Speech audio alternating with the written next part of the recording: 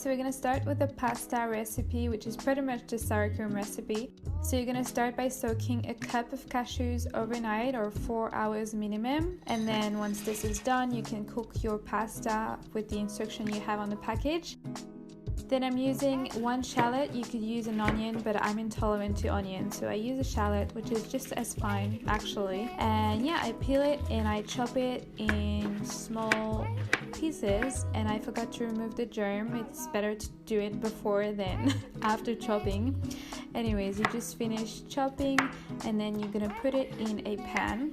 Next, I'm using some frozen capsicum because it's not the season at the moment, and this is just really easy, so that's about a cup. But if you have fresh red capsicum, it'd be good too. Then I'm cooking everything without any oil or water, and I just wait that the pepper actually sticks to the pan, and then I'm adding boiling water. That will result in some caramelized bell pepper, and so you do that for about 3 to 4 minutes, I would say, or until it's soft and brown. So to make the sour cream, you're taking your blender in which you're adding your soaked cashews, which you've drained obviously, and then the cooked capsicum and shallot, half a lemon juice, and once again all the detailed recipe is going to be in the description box so you can follow the exact same quantities. I'm adding vinegar, I'm adding salt, and I'm also adding paprika obviously because this is a smoked paprika sour cream. Alright, then you just blend it, and at first it's gonna be kind of chunky. You're adding water as you go until you have like this really smooth consistency. It might take maybe 4 to 5 minutes. Next, you drain your pasta, which should be cooked by now, and you're adding them back into your pan and pour the sour cream on top and just mix that well. And yeah, just add that to your bowl and you have a really easy, comforting meal. I just really love it, and I just love that sour cream on its own too, just like on toast and stuff.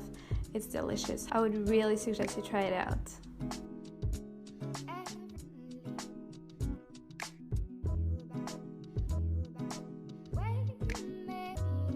Next recipe is a cheesy cauliflower soup that's in my ebook. I just modified it a little bit because I didn't have all the ingredients, but again I'm using shallot. Now, as you probably know, I had an issue with those files and I lost them and I had to recover them, and that one just didn't make it, so it's just stopped here.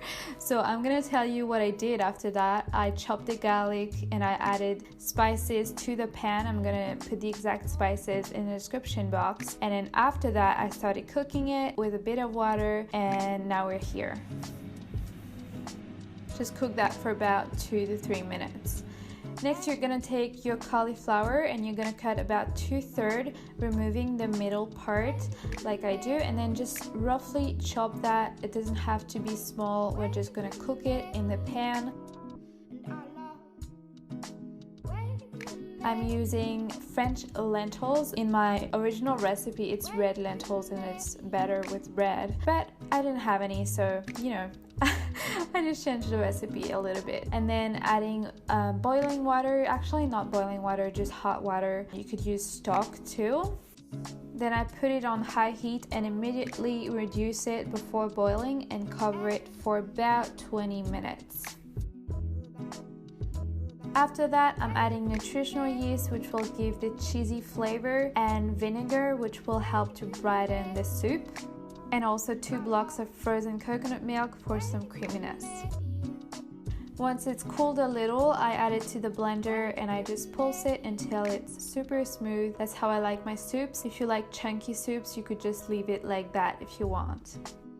For the cauliflower croutons, you're gonna use the remaining third of the cauliflower, which you're gonna chop in smaller bites. Add it to a bowl with herbs and spices, which again are gonna be exactly in the description box, but it involves a maple syrup because that gives a really nice flavor to it, and tamari sauce. Just mix that well until everything is well coated, like so. Then you take a baking tray, which ideally would be lined with parchment paper, which I just didn't have, so I used foil. And you spread your cauliflower and you bake it about 20 to 25 minutes at 180 degrees, and then it's done. Just pour your soup in your bowl and add the crouton on top and you're good to go. And I don't know, the soup really looks green here, but the soup was actually more yellow. I don't know what happened with the camera, but yeah, it's more yellow golden color rather than green.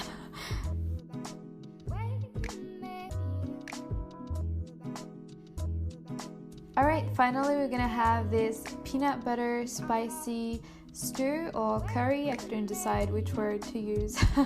But again, I'm using a shallot. Yep, this gives a lot of taste to dishes. This time you want to really mince it as much as you can.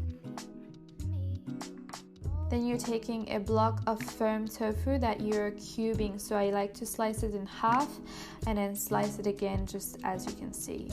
And prior to this, I also removed the excess water with paper towel. Then I'm adding them to a pan with spices. So this time I'm using cumin, I'm using masala spice, cinnamon, and a little bit of chili, that's optional, and tamari sauce. Then I start to cook everything and magically it transforms into that. Just make sure it doesn't stick to the pan, just like stirring it for a couple of minutes. Then I take my squash and I magically peel and cut it. Ta-da! And I add it to the pan again. And then this time I'm adding the tomatoes. I like to use cherry tomatoes. They're just like slightly better in taste, I feel. And then 2 cans of water. I just reused the can of tomatoes. I mix that well, and now it's time to add the peanut butter to it. So I add 1/3 of a cup of peanut butter, and that's really important. That's like the key ingredient here. So no, you cannot do without it.